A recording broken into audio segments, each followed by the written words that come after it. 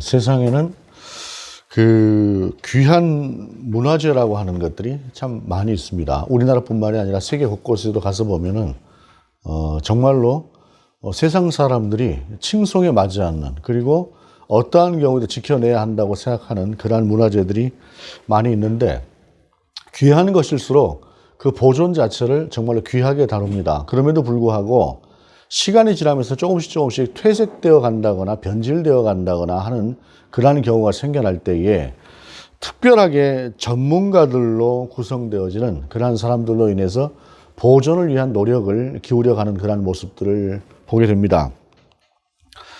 교회, 우리가 신앙 공동체, 예수 그리스도의 몸된 이 땅의 교회만큼 이 세상에 가치 있고 귀한 그러한 공동체, 그러한 개인, 그러한 지체는 없을 것이라고 생각을 합니다.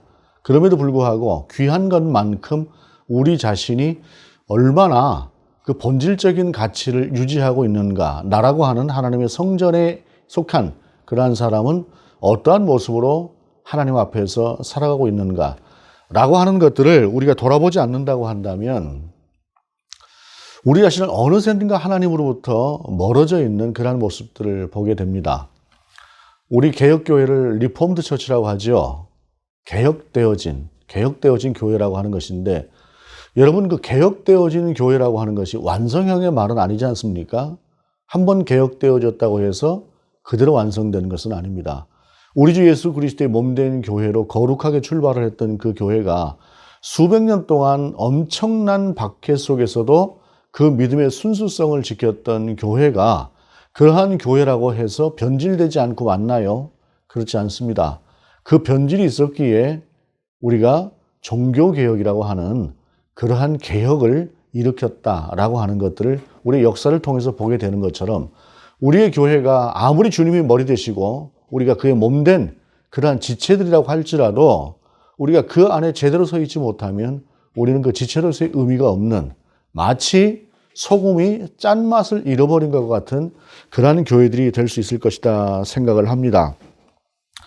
그러기 위해서 우리에게 필요한 것은 리폼드, 개혁되어진, 그것보다 또한 리폼하는, 어찌 보게 되면 날마다 주님 안에서 개혁되고 새로 고쳐지는 그러한 모습들이 우리 가운데 필요하다라고 하는 생각을 합니다. 이러한 교회는 주님 오시는 날까지 끝없이 개혁되지 않으면 우리는 교회로서의, 그리고 성도로서의 본질적인 어떠한 그러한 모습들을 잃어버리고 사는 사람들이 되어질 뿐만 아니라 어쩌면 우리가 비판하는 그 비판의 대상과도 다름이 없는 그러한 모습으로 서 있을 수 있다라고 하는 것을 기억하면서 오늘의 종교개혁주일 예배를 하나님 앞에서 드리기를 원합니다. 오늘 본문의 말씀입니다. 그리스도께서 우리를 자유롭게 하려고 자유를 주셨으니 그러므로 굳건하게 서서 다시는 종의 멍에를 매지 말라라고 말씀하고 있습니다. 여러분, 자유라고 하는 것이 무엇입니까? 자유라고 하는 것을 알기 위해서는 자유에 반대되어지는, 얽매여지는 종이라고 하는 상태를 우리가 먼저 이해하는 것이 옳을 것입니다. 여러분, 종이라고 하는 것은 무엇입니까? 나로서는 어떤 선택의 여지가 없는 그러한 삶을 살아야 되고, 또한 주인이 누구냐에 따라서 늘 두려운 상태에 살아야 될 수도 있는 그러한 삶을 사는 존재가 종입니다. 여러분, 직장에서 그 상사 한 사람만 잘못 만나도 직장 생활이 대단히 고단합니다. 그 시간 잠깐, 어찌 보게 되면 그 상사와 함께하는 시간이라고 하는 것은 잠깐일 수 있음에도 불구하고 그 사람 하나로 인해서 인생이 황폐화되지는 경우도 있을 수가 있습니다. 하물며 종이라고 하는 존재는 어떤 존재입니까? 24시간이 주인에게 생사여탈권이라고 하는 것이 들려진 존재로 살아야 하는 그러한 존재가 종입니다. 그러한 존재인 종에게 그 모든 얽매였던 것들을 벗어버리고 자유로운 삶을 산다고 하는 것, 내가 어디에 살든 누구와 결혼을 하든 어떠한 음식을 먹든 어떠한 스타일의 삶을 살든 그것을 내가 정해서 내 마음대로 살 수 있다고 하는 것은 어찌 보게 되면 태어나면서부터 자유인으로 살았던 우리에게는 그리 쉽게 와닿지 않는 말일 수도 있을 것입니다. 그러나 깊게 생각하면 생각할수록 종이라고 하는 것들을 우리가 묵상해 볼수록 우리는 자유라고 하는 것이 얼마나 큰 것인가라고 하는 것들을 알 수가 있습니다. 특별히 본문이 쓰여졌던 당시에 고대 세계에 로마 시대에 종이라고 하는 존재가 참 많았습니다. 로마가 참 선진화된 그러한 법들을 가지고 있었다고 이야기를 합니다마는 그럼에도 불구하고 그 선진화된 법을 누릴 수 있는 사람들은 소수였습니다. 나머지는 노예 계급과도 같은 존재로 살아야 됐고 그들을 위에 군림하고 누리면서 살았던 사람들이 사실은 자유인이었지요. 그러한 상태에서 간혹 그 로마 시대에 종이었던 사람들이 자유인이 되는 경우가 있었습니다. 특별히 우리가 배너라고 하는 영화를 보면 그 배너가 유대인 귀족이었다가 종이 되지 않습니까? 종이 되어져서 그 숱한 풍파를 거치다가 어느 날 한 사람 주인을 잘 만나서 로마 사람 잘 만나서 그들의 양자가 되죠. 그의 양자가 되면서 졸지에 다시 귀족이 되고 다시 돌아오는 그러한 것을 보여주는 것이 배너 아닙니까? 이것이 로마 시대에는 흔히 있었던 일이라고 합니다. 흔히 있었다고 해서 아무나 그렇게 된다는 이야기는 아니고 간혹 그런 경우가 적지 않았다라고 하는 그러한 것이죠. 여러분 얼마 전까지 노예로 살았습니다. 그런데 그가 그 노예의 신분에서 벗어나서 자유를 누리고 살아갑니다. 오늘 본문은 바로 그러한 상태, 너희가 죄의 노예, 율법의 노예로서 살았던 그러한 삶에서 벗어나서 자유를 입었는데 자유를 입은 사람답게 살아라 라고 하는 것이 본문입니다. 그러면은 종의 상태로 산다고 하는 것이 어떤 것인가요? 2절 이하를 보게 되면 보라 나 바울은 너희에게 말하노니 너희가 만일 할례를 받으면 그리스도께서 너희에게 아무 유익이 없으리라. 내가 할례를 받는 각 사람에게 다시 증언하노니 그는 율법 전체를 행할 의무를 가진 자라. 율법 안에서 의롭다 함을 얻으려 하는 너희는 그리스도에게서 끊어지고 은혜에서 떨어진 자로다. 무슨 말씀이십니까? 우리가 자유를 얻게 된 것은 오직 예수 그리스도의 은혜로 말미암아 된 것 아니겠습니까? 그것을 위해서 우리 주님께서 성자 하나님께서 십자가에 달려 죽으신 것이죠. 그런데 그럼에도 불구하고 그것만으로는 모자란다는 생각을 하는 것이죠. 율법을 지켜야 된다고 생각을 하고 특별히 할례라고 하는 것을 받아야 된다고 생각을 했던 것이 이때 당시에 많은 사람들의 생각이었습니다. 그런데 여러분, 유일한 한 가지로 인해서 우리가 무엇인가를 얻을 수 있다고 할 때에 그 유일한 것 외에 다른 것을 생각한다고 하는 것은 그 유일한 것을 부인하는 것이 되는 것이죠. 예수 그리스도의 은혜만이 우리를 구원하는 자유케 하는 것이라고 하는데 그 외에 한 가지가 더해진다고 한다면 우리 주 예수 그리스도의 십자가의 죽으심은 무엇을 말하는 것일까요? 쉽게 말해서 오늘 본문에서 말하고 있는 할례라거나 하는 것들은 인간이 쉽게 하나님을 믿으려는 그러한 의식법이라고 하는 것을 따라가는 것을 이야기하는 것입니다.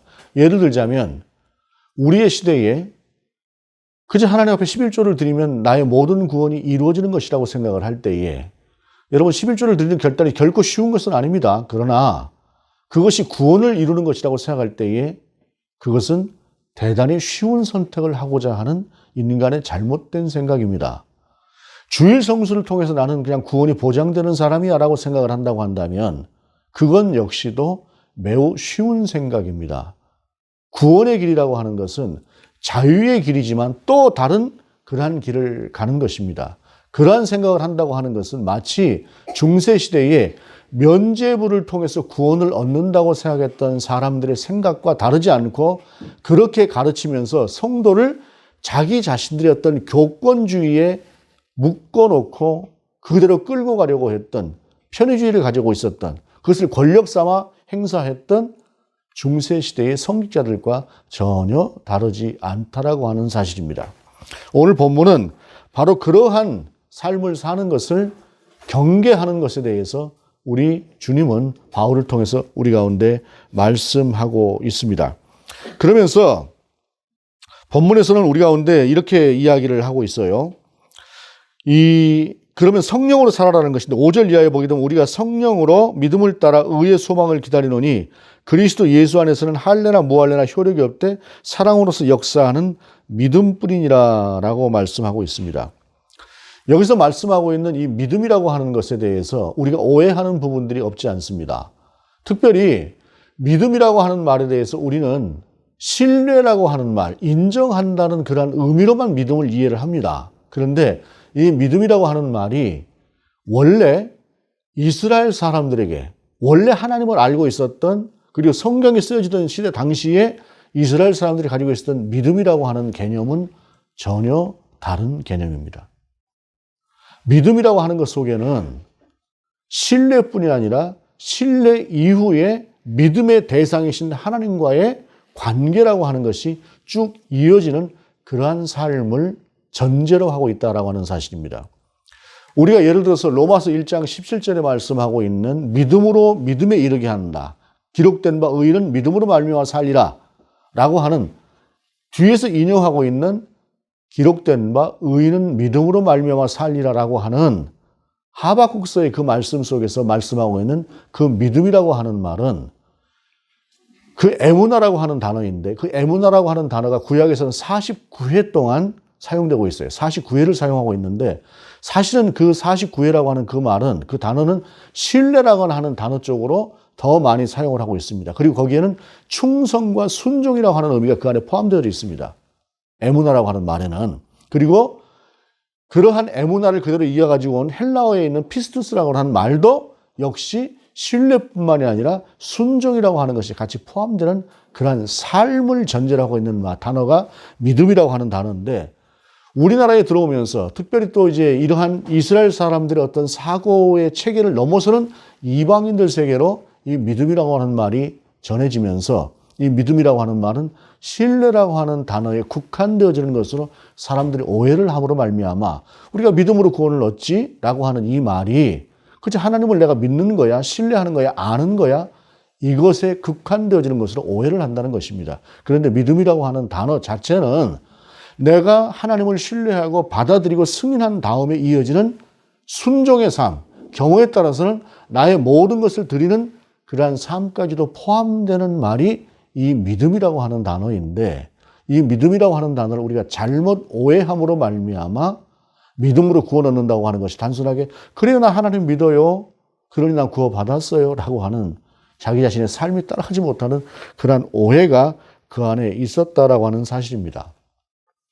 바울은 그러면서 이 믿음이라고 하는 것을 통해서 사람이 구원을 받을 뿐만 아니라 자유를 누리게 되는데, 그 믿음이라고 하는 것, 오늘 제가 말씀드리고 있는 신뢰뿐만이 아니라 신뢰에 따르는 그 삶의 자세까지를 포함하고 있는 것을 바울은 전하면서 그 믿음으로 살아가는 삶을 우리 가운데 전하고 있는 것입니다. 그런데 그 믿음은 무엇을 따라가는 것이냐? 결국 본문은 성령을 따르라고 우리 가운데 말씀하고 있습니다. 여러분, 성령을 따르지 않는 믿음이라고 하는 것 자체가 시작부터 불가능하거니와 그 믿음을 지켜나가는 것도 성령과 동행하지 않는 한 우리의 믿음은 지켜지지 않습니다. 그리고 그것이 드러나는 것은 본문은 사랑으로, 사랑의 역사를 따라서 믿음으로 행하라라고 우리 가운데 말씀하고 있어요.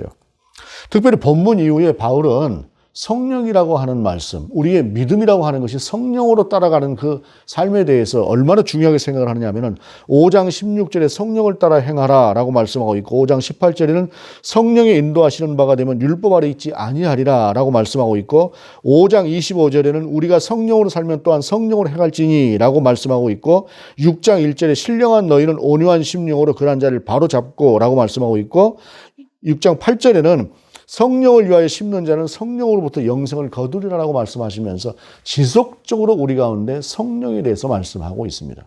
그 성령과 함께 하지 않을 때 우리는 믿음이라고 하는 것을 제대로 이해하지 못할 뿐만 아니라 자유라고 하는 것도 제대로 이해하지 못하는 삶이 될 수 있다는 것입니다. 이미 자유를 얻었음에도 불구하고 그 자유를 누리지 못하는 그런 삶에 대해서 우리가 흔히 이야기하던 바가 있습니다. 과거에 많이 인용되어졌던 그러한 이야기를 하나 해보겠습니다. 1915년 일본 아이치현에서 태어난 요코이라고 하는 사람이 있었어요. 이 사람이 1944년에 병장 계급을 달고 괌에 파견되었습니다. 군인으로. 그런데 그 괌이 미국에 의해서 다시 이제 정복이 되면서, 완전하게 정복이 되면서 일본군 2만 명이 그때 당시 죽음을 당했다 그래요. 그런데 그 중에 몇몇 군인이 그런 상태에서 도망을 가서 밀림 속에 숨어 살았는데, 그 중에 이 요코이라고 하는 사람도 그렇게 밀림 속에 들어가서 숨어 살기 시작을 했습니다. 2명의 동료하고 함께. 그러는 중에 2명의 동료는 죽었어요. 동료는 죽고 이 사람은 여전히 전쟁이 끝난 것 자체를 제대로 이해하지 못한 상태에서 숨어 살기 시작을 했습니다. 밤에 가면 몰래 음식을 훔쳐 먹기도 하고 밤에 가서 물고기를 잡아 먹기도 하고 열매를 따서 먹기도 하고 28년이라고 하는 시간을 그렇게 살았어요. 28년이라는 시간 동안을 진짜 자연으로 살면서 나무 같은 것들 껍질을 벗겨서 그것으로 옷을 해서 입기도 하고 그리고 동굴 속에 숨어 살다가 1972년에 발견이 되었습니다. 28년 만에 그렇게 발견되어짐으로 말미암아 전쟁이 완전히 끝났다고 하는 사실을 알고 자기 자신이 자유롭게 살아야 된다고 하는 사실을 살 수 있다고 하는 사실을 그가 알았음에도 불구하고 50세가 넘었던 그의 삶이라고 하는 것이 28년이라고 하는 생활을 그렇게 살면서 언어를 잃어버렸고 걷는 것을 제대로 걷지 못하는 그러한 상태로 그 사람이 살았었어요. 그리고 발견되었습니다. 그런데 여러분 28년이라고 하는 시간 동안을 그 사람은 자기 자신이 자유인인 것을 모르고 살았습니다. 그런데 그 사람이 자유인이라고 하는 사실을 알게 된 이후로 그에게 변화가 일어났습니다. 언어에 대해서 교육이 혜택이 주어졌고 운동할 수 있는 혜택이 주어졌고 해서 그는 나중에 80이 넘는 세월 동안 80이 넘는 그 기간 동안을 자유인으로 살다가 생을 마감할 수 있었습니다. 여러분 우리가 그리스도인이 되었다고 하는 것은 예수 그리스도로 말미암아 자유인이 되었다고 하는 것은 이미 우리의 상태가 자유인이라고 하는 사실입니다. 그럼에도 불구하고 어떤 것들에 매여서 이것을 하지 않으면 우리가 마치 자유인이 되지 못하는 것처럼 생각하는 그러한 삶을 살고 있다고 한다면 그것은 자유인임에도 불구하고 자유를 누리지 못하는 오이치라고 하는 사람과 다를 것이 없다고 하는 사실입니다. 그런데 특별히 오늘 본문 속에서 우리가 율법이라고 하는 부분, 할례라고 하는 부분, 여기에 매여 있는 부분에 대해서 바울이 강하게 비판하고 있는 것들에 대해서 우리가 그 속내를 다시 한번 들여다볼 필요가 있습니다. 그것은 무엇이냐면 할례라고 하는 것들이 의식법이라고 하는 사실입니다. 한 가지 의식을 통해서 구원받을 수 있는 것이라고 하는 편안하고 안일한 신앙의 자세를 이야기하는 것입니다. 이것이 결단코 어떤 경건을 향한 열망이라거나 그 속에서 내가 하나님 사람답게 살지 못하는 것에 대한 어떤 경건한 두려움이라거나 하는 것과는 전혀 다른 것을 이야기하는 것입니다. 구원받은 우리에게 경건한 두려움은 당연한 것입니다. 그리고 그러한 삶을 향해서 때로는 나 자신을 쳐서 복종시키고 나아가는 그러한 삶의 자세라고 하는 것은 본문에서 이야기하고 있는 할례와도 같은 의식법에 나를 의지하고 편하게 구원을 얻으려는 삶의 태도와는 전혀 다른 것입니다. 그것은 자유함을 받은 사람이 마땅히 해야 되는 그러한 것들이죠. 경건의 열망과 오늘 본문이 이야기하고 있는 의식법이라고 하는 개념과는 전혀 다른 개념이다라고 하는 사실입니다. 종교개혁 505주년을 맞이해서 우리는 어찌 보게 되면 오늘 본문 속에서 말씀하고 있는 의식법과도 같은 그러한 법을 따라가면서 편하게 우리의 신앙을 그저 믿음으로 구원받았어 라고 생각하는 그러한 오류를 범할 수 있습니다. 그것은 믿음이라고 하는 말 자체를 이해 못하는 것입니다.